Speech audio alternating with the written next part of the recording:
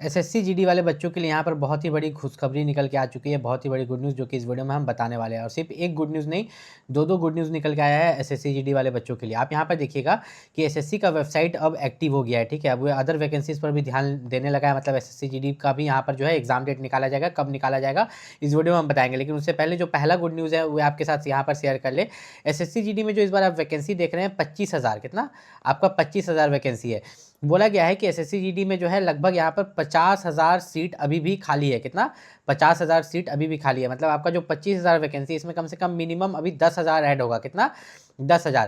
तो ये हो जाएगा आपका 35,000। मतलब यहाँ पर 10,000 से ऊपर ही वैकेंसी ऐड होगा, नीचे नहीं होगा। आपका 35 से 40,000 के बीच में जो है एसएससी जीडी का वैकेंसी यहाँ पर चला जाएगा। और हर बार आपने देखा भी होगा कि एसएससी जीडी यहाँ पर जितना भी वैकेंसी निकलता है 10,000 15,000 यहाँ पर बढ़ जाता है। तो ये 25,000 जो वैकेंसी आप देख रहे हैं ये बढ़ेगा आगे चल के। और इसका बेनिफिट ये होगा कि आप लोगों का कट ऑफ कम जाएगा, ठीक है। जिस स्टेट से भी आप अप्लाई किए होंगे तो एसएससी जीडी में जो है इसका आपका कट ऑफ कम जाएगा। अब आते हैं एग्जाम डेट के बारे में कि एसएससी जीडी का जो एग्जाम है यहाँ पर कब लिया जाएगा। तो आपने एसएससी के वेबसाइट पर यहाँ पर देखा होगा कि उन्होंने सीजीएल को लेके नोटिस निकाला, ठीक है। सीजीएल का रिजल्ट भी यहाँ पर जारी किया, मतलब एसएससी एक्टिव हो चुका है। आपका अप्रैल चल रहा है, आपका मई में, कब?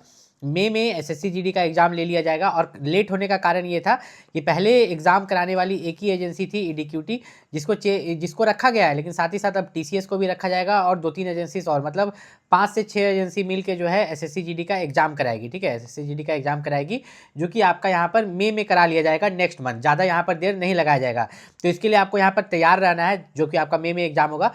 एसएससी जीडी में एक सबसे बड़ा दिक्कत बच्चों को होता है कि कट ऑफ उनका कुछ और जाता है, उनको फिजिकल के लिए बुला लिया जाता है, फिर मेरिट लिस्ट यहाँ पर कुछ और चला जाता है, मेरिट में उनका नाम आता ही नहीं है, बच्चे छट जाते हैं। दूसरा दिक्कत ये होता है कि अगर आप रिजर्व्ड कैटेगरी से ओबीसी, एससी, एसटी और ईडब्ल्यूएस और फॉर्म अप्लाई का लास्ट डेट से पहले कास्ट सर्टिफिकेट नहीं बनाते हैं तो डीबी में रिजेक्ट कर दिया जाता है। तो इसको लेके भी हम इस वीडियो में बात करेंगे, लेकिन उससे पहले हम यहाँ पर सैलरी को क्लियर कर लें। तो अभी आप सैलरी जो देख रहे हैं यहाँ पर लगभग यहाँ पर 21,700 से स्टार्टिंग है और रिटायरमेंट तक 69,100 तक जाता है, ठीक है। ये 21,700 बेसिक पे है। अब जितना सैलरी है उसका आधा डीए होता है, महंगाई भत्ता, ठीक है। डियरनेस अलाउंस इंग्लिश में बोलते हैं, हिंदी में महंगाई भत्ता बोलते हैं। तो मान के चलिए 20,000 सैलरी है तो 10,000 जो है आपका यहाँ पर क्या हो गया, महंगाई भत्ता। अब जो आपको एचआरए जो मिलता है वो लगभग यहाँ पर 5,000 मिलता है।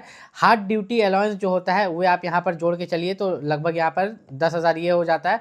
तो सबको अगर आप जोड़िएगा तो 20, 30, ठीक है, 40, ठीक है, 45। तो लगभग जो एसएससी जीडी की स्टार्टिंग सैलरी होती है वो आपकी 45,000 रुपये पर मंथ स्टार्टिंग सैलरी होती है, ठीक है।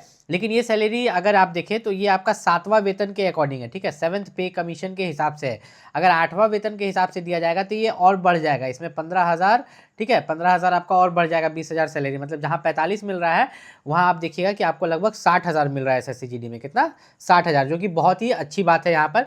अब एसएससी जीडी एग्जाम अगर आप यहाँ पर क्रैक करना चाहते हैं तो आपके पास यहाँ पर ज़्यादा समय है नहीं। यहाँ पर अगर हम देखें तो नेक्स्ट मंथ आपका यहाँ पर एग्जाम है, अभी आपका चल रहा है अप्रैल, क्या चल रहा है, अप्रैल, और ये लोग मई में एग्जाम यहाँ पर ले लेंगे, तो ज़्यादा समय तो आपके पास है नहीं। तो यहाँ पर अगर आप देखिएगा तो मेन आपका एग्जाम पर ही मेरिट बनता है, फिजिकल जो होता है वो क्वालिफाइंग होता है। तो एग्जाम पर जो मेरिट बनता है, एग्जाम में टोटल 80 क्वेश्चन होते हैं, गुना 2, 160 मार्क्स का एग्जाम होता है। ये जो 160 मार्क्स का एग्जाम होता है इसमें अगर आप जनरल कैटेगरी से हैं तो आपको जो यहाँ पर टारगेट करके चलना है, कितना मार्क्स टारगेट करके चलना है, ये डिपेंड करता है आपके स्टेट पर, किस पर, कि आप किस स्टेट से फॉर्म भरे हैं।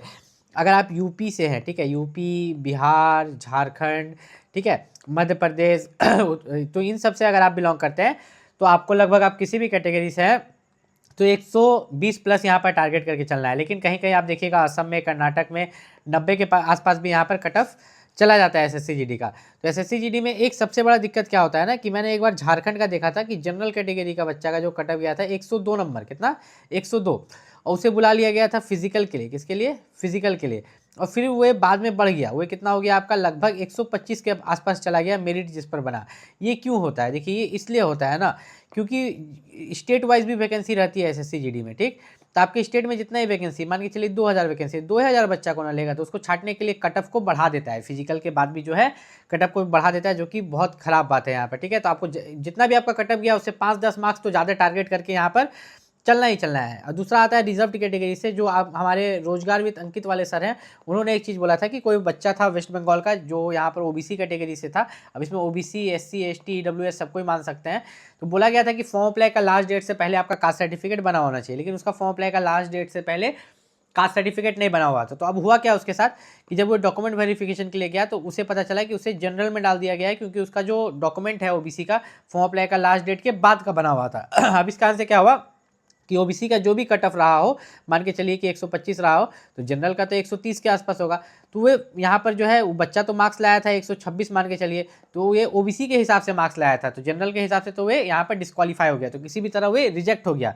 तो अपने डॉक्यूमेंट्स पर जरूर ध्यान दें, आपका डोमिसाइल सर्टिफिकेट हो या कास्ट सर्टिफिकेट हो, सब आपका टाइम पर बना हुआ होना चाहिए। अगर आप भी यहाँ पर SSC-GD का एग्जाम, SSC-GD एग्जाम का जितने भी बच्चे यहाँ पर वेट कर रहे हैं, तो हम यहाँ पर बता दें आपको कि SSC-GD एक ऐसा जॉब है, मतलब SSC में बहुत सारा वैकेंसी निकलता है, CGL, MTS, CHSL और GD भी एक उसका पार्ट है।